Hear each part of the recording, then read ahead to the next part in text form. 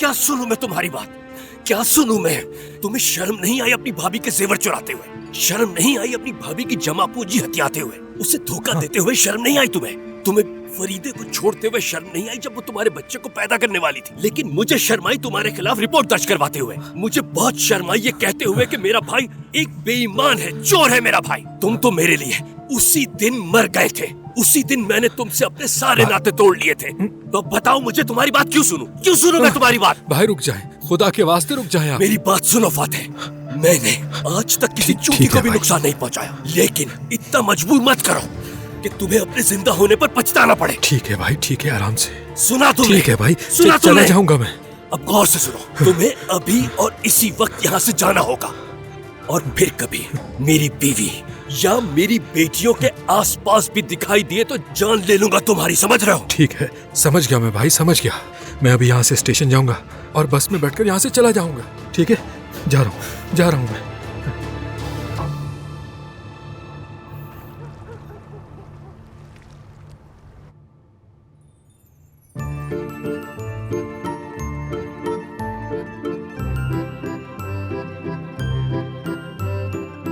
उरूज, खैरियत तो है इस मुस्कुराहट की वजह?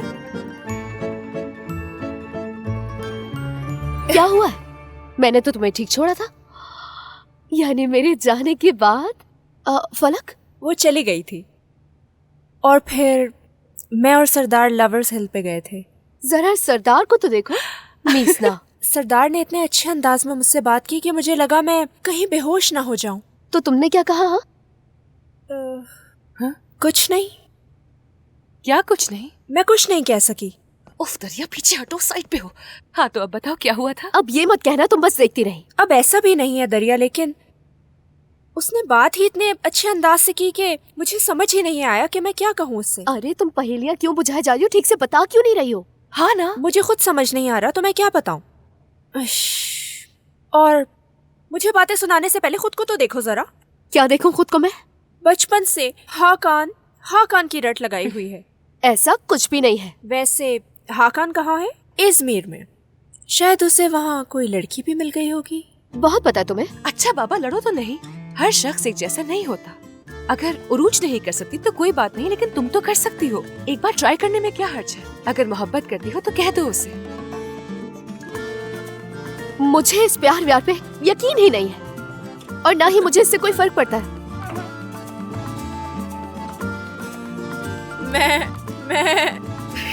उरूज!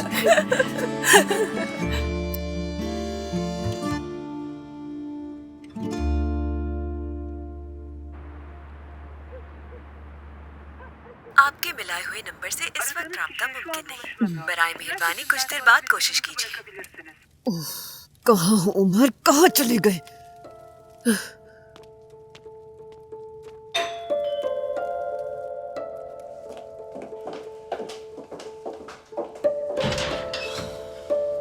कहाँ थे उमर? मुझे फिक्र हो रही थी तुम्हारी। मैं अपनी कुछ चीजें लेने आया हूँ, फिर चला जाऊंगा।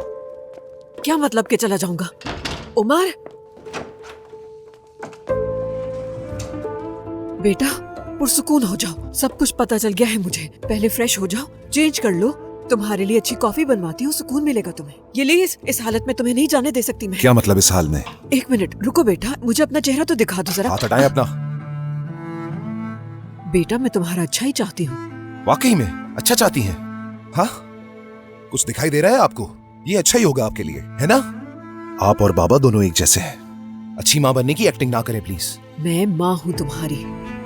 मेरी जिंदगी के फैसले खुद करने के बजाय मुझसे पूछकर करती तो ज्यादा अच्छा होता मेरे लिए। अच्छा रुको, बस बात बहुत तो हो गया अम्मी। और उस लड़की को भी बख्श दे जिसे आपने मुझसे शादी के लिए चुना है। मैं दिलो जान से किसी और का हो चुका हूँ और उस लड़की की जिंदगी जहन्नुम बनाकर गुनाह नहीं कमाना चाहता। इस घर में एक ही मजलूम काफी है।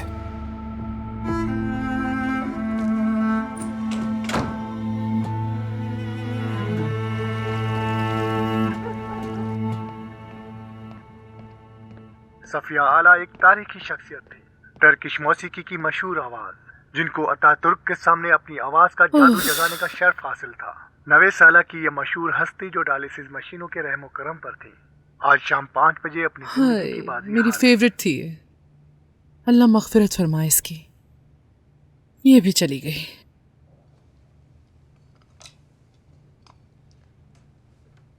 अम्मी, बाबा को आज तक कभी इतनी देर नहीं हुई। कोई काम आ गया होगा, आ जाएंगे अभी। आ गए।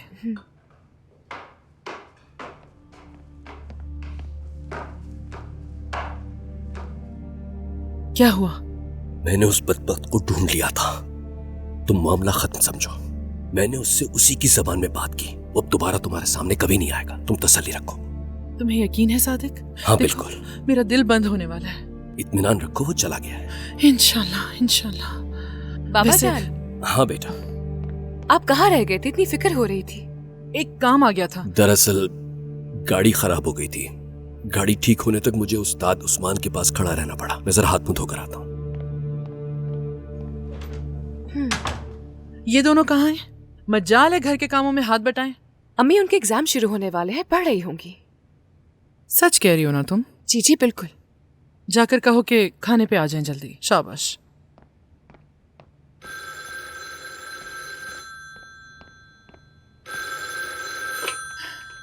हेलो।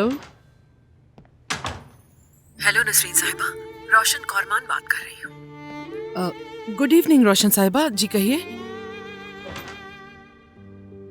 नसरीन साहिबा, उम्मीद है आपको इस वक्त परेशान नहीं कर रही होंगी मैं। नहीं रोशन साहिबा, कैसी बातें कर रही हैं? कहिए। मैंने आपका फोन नंबर नुसरत साहिबा से लिया था।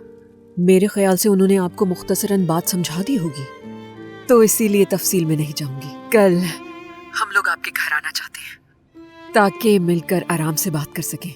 उम्मीद करती हूँ कोई एतराज नहीं होगा आपको। हाँ, घर आना चाहती हैं आप हमारे?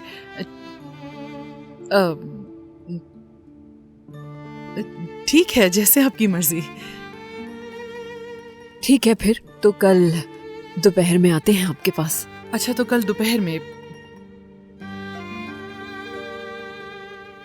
ओके ठीक है, आप आ जाइएगा, हम इंतजार करेंगे। चलें, आपसे कल मुलाकात होगी। खुदा हाफिज। खुदा हाफिज।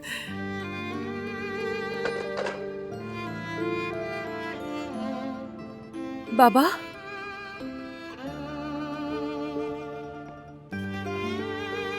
सादिक, खाना तैयार है। मुझे भूख नहीं है।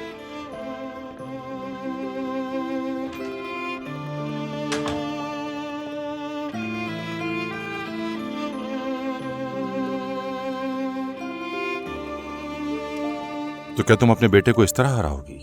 कल तक खुद को संभाल लेना। हम टीचर नसरीन साहिबा और पोस्ट ऑफिस के मैनेजर सादिक साहब की बेटी का हाथ मांगने जाएंगे। उसकी जबरदस्ती शादी कराओगी?